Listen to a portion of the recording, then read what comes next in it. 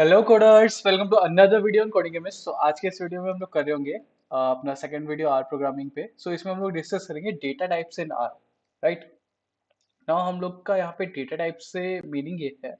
For example, अगर आपने कोई प्रोग्रामिंग लैंग्वेज कर रखी है तो आपको पता होगा कि हम लोग डिफरेंट डिफरेंट टाइप के डेटास के साथ इंटरेक्ट करते हैं एक प्रोग्रामिंग लैंग्वेज में। राइट सो वो डिफरेंट टाइप के डेटा टाइप्स क्या हो सकते हैं? फॉर एग्जांपल, आपके पास कोई नंबर हो सकता है, कोई स्ट्रिंग हो सकती है, आपके पास रॉ डेटा हो सकता है। राइट सो इस तरीके से आप डेटा का यूज करते हुए अपनी कोडिंग में अपने कोड को एग्जीक्यूट कराते हैं या फिर अपने लॉजिक को बिल्ड करते हैं। राइट फॉर एग्जांपल, आपको एक ऐप डेवलप करना है। राइट तो आपको अगर किसी का नेम स्टोर करना है तो आप क्या यूज करेंगे? आप एक स्ट्रिंग यूज करेंगे। राइट आपको एज किसी की स्टोर करनी है तो आप क्या यूज करेंगे? एक न्यूमेरिक वैल्यू यूज करेंगे। Right integer, positive integer use करेंगे। राइट सो इस तरीके से हम लोग डेटा टाइप्स का यूज करते हैं एक प्रोग्रामिंग लैंग्वेज में अपने लॉजिक को बिल्ड करने के लिए। राइट सो हमारी आर लैंग्वेज में कौन कौन से डेटा टाइप्स हैं ये चेक कर लेते हैं। बट उससे पहले मैं आप लोग को कुछ आर स्टूडियो के बारे में बता देता हूँ। फॉर एग्जांपल, अभी आपको यहाँ पे चार जो मेरे पास पैनल्स दिख रहे हैं। राइट तो अभी हम लोग ट्यूटोरियल के पर्पज से अभी हम लोग को ये जो पैनल्स है हमारे पास, इनकी हमको रिक्वायरमेंट नहीं उतनी। ओके तो हम लोग क्या कर सकते हैं, यहाँ पे आपको ये जो टैब दिख रहा है बॉक्स शेप में, आप इसको जब क्लिक करेंगे तो यहाँ पे आपके पास ऑप्शन आ जाएगा शो ऑल पैनल्स। राइट तो आप क्या कर सकते हैं, जूम सोर्स, यहाँ पे अगर आप जाएंगे तो आपके पास सिर्फ ये जहाँ पे आप सोर्स कोड अपना लिखने वाले हैं, ये वाला पेन जो है वो जूम हो जाएगा एंड आपके जो बाकी पेन्स है वो यहाँ से हट जाएंगे। राइट सो इस तरीके से आप अपने सोर्स कोड पे ज्यादा ध्यान दे सकते हैं। नाउ सिंस मैं यहाँ पे एक ट्यूटोरियल बना रहा हूँ तो ये मेरे लिए और ज्यादा कन्वीनियंट है, बिकॉज मैं अब आपको इजीली अपना जो सोर्स कोड है वो यहाँ पे डिस्प्ले कर सकता हूँ। राइट विदाउट किसी प्रॉब्लम के है कि आपको वो जो वर्ड्स हैं वो छोटे दिखेंगे, वट एवर। राइट सो इस तरीके से हम लोग ये सब कर सकते हैं। ओके तो आपको भी अगर कोई चेंजेस करनी हो तो आपको इस टैब पे जाना है एंड इसके अकॉर्डिंग करना है। एंड अगर आपको अपने जो पेन्स थे वो वापस लाने हैं, जितने भी यहाँ पे टैब्स ओपन थे, तो यहाँ पे आप सिंपली शो ऑल पेन्स पे क्लिक करेंगे एंड वो वापस आ जाएंगे। राइट सो इस तरीके से हम लोग अपने सोर्स कोड को एक बेटर वे में देख सकते हैं। तो आज के इस वीडियो में हम लोग कर रहे होंगे data types in R. Okay so R basically हमारा सपोर्ट करता है, अगर हम लोग देखें तो आर हमारे 6 टाइप के डेटा टाइप्स को सपोर्ट करता है ना। उसमें हम लोग को सबसे पहले हो जाता है लॉजिकल, न्यूमेरिक डेटा को भी सपोर्ट करता है, कैरेक्टर डेटा को भी सपोर्ट करता है, एंड यहाँ पे आपका फिर आ जाता है इंटीजर, रॉ, एंड आपके पास आ जाता है आपका कॉम्प्लेक्स।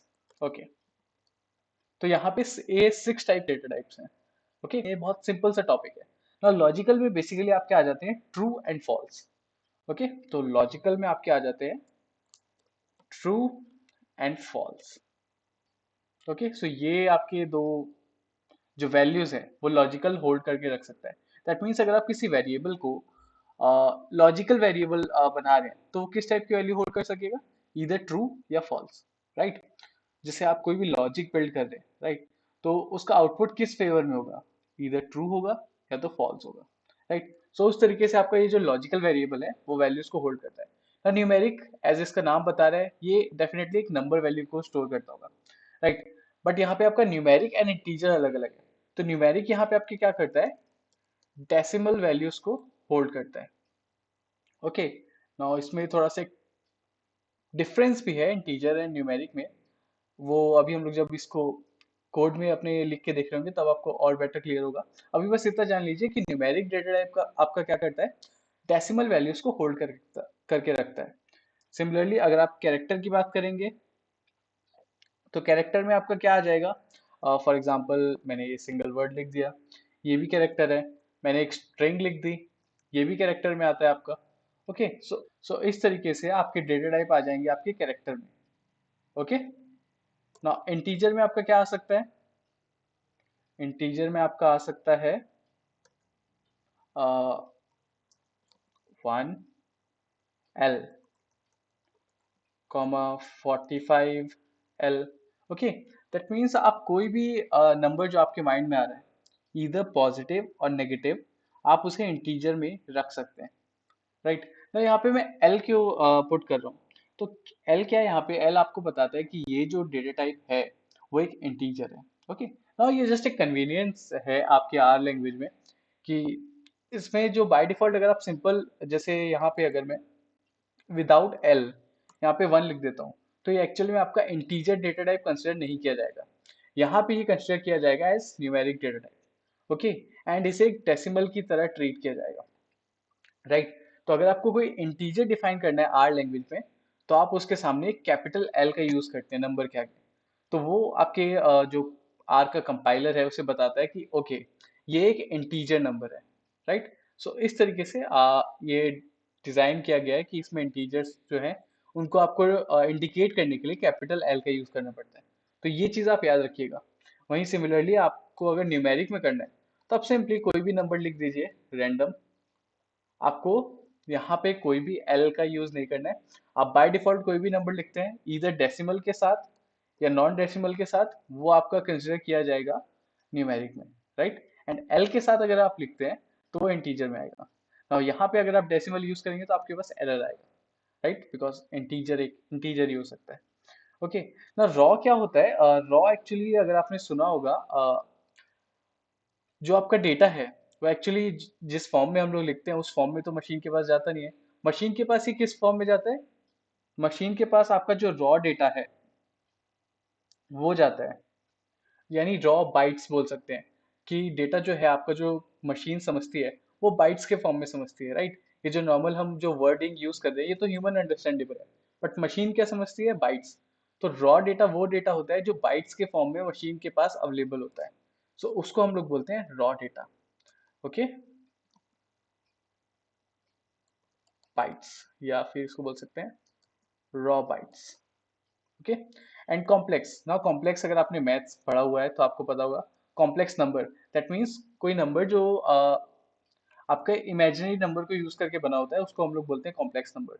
ना इसमें दो पार्ट होते हैं, एक होता है रियल पार्ट, तो ये हो गया आपका रियल पार्ट, प्लस नंबर, यानी आप यहाँ पे कोई भी नंबर यूज कर सकते हैं, and then followed by I, that means आपकी imaginary value iota. Okay, so इस तरीके से आप कॉम्प्लेक्स नंबर को इंडिकेट करते हैं।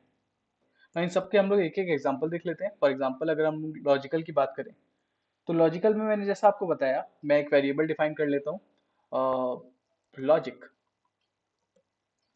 Logic equals to true.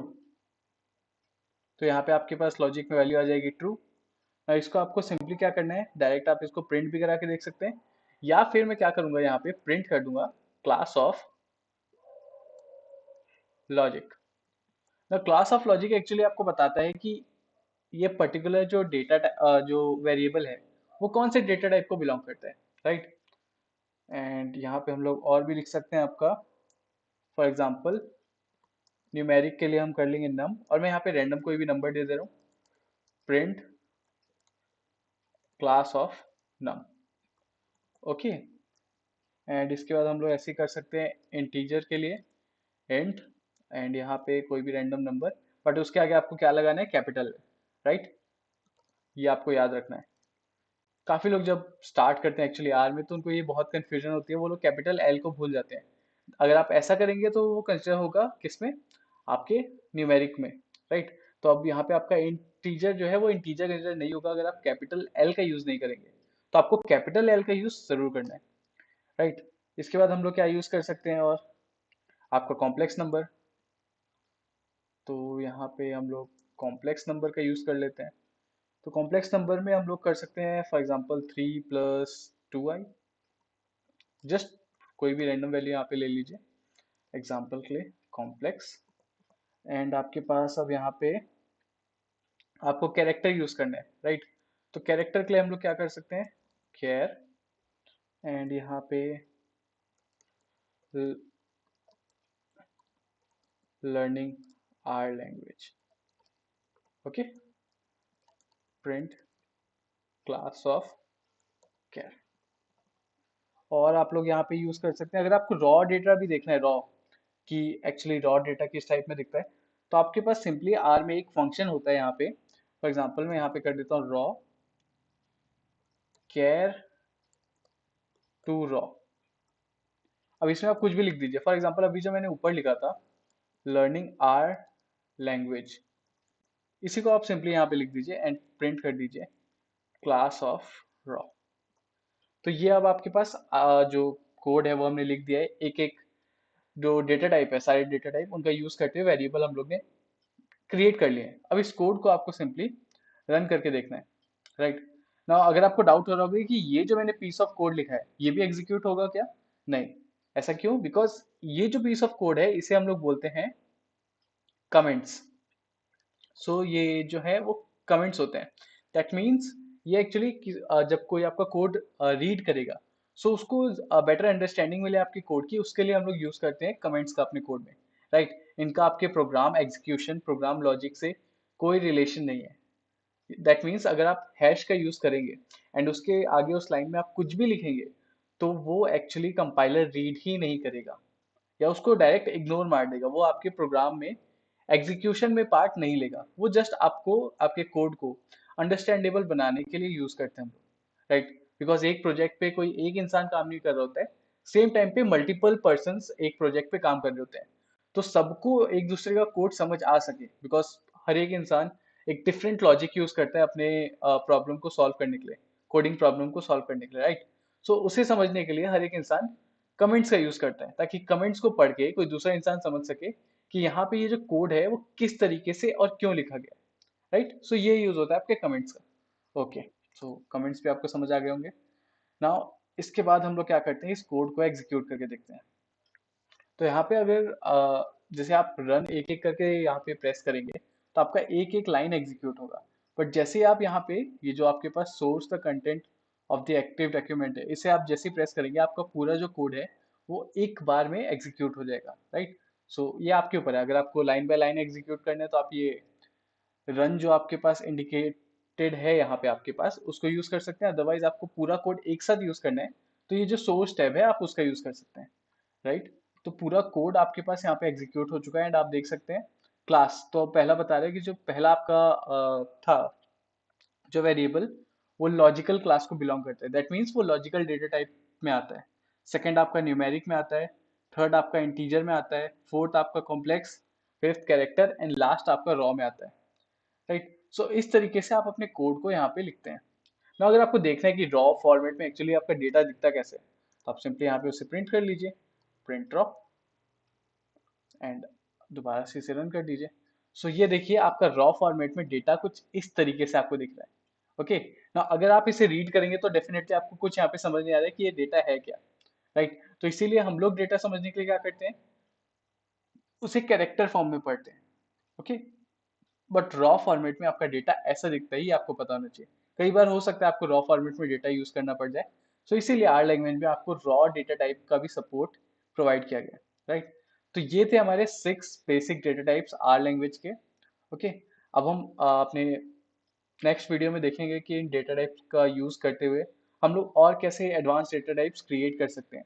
That means basic data type को यूज करते हुए हम लोग कैसे और डेटा टाइप्स को डिराइव कर सकते हैं आर लैंग्वेज में, राइट। सो अब हम मिलेंगे नेक्स्ट वीडियो में विद अ न्यू टॉपिक।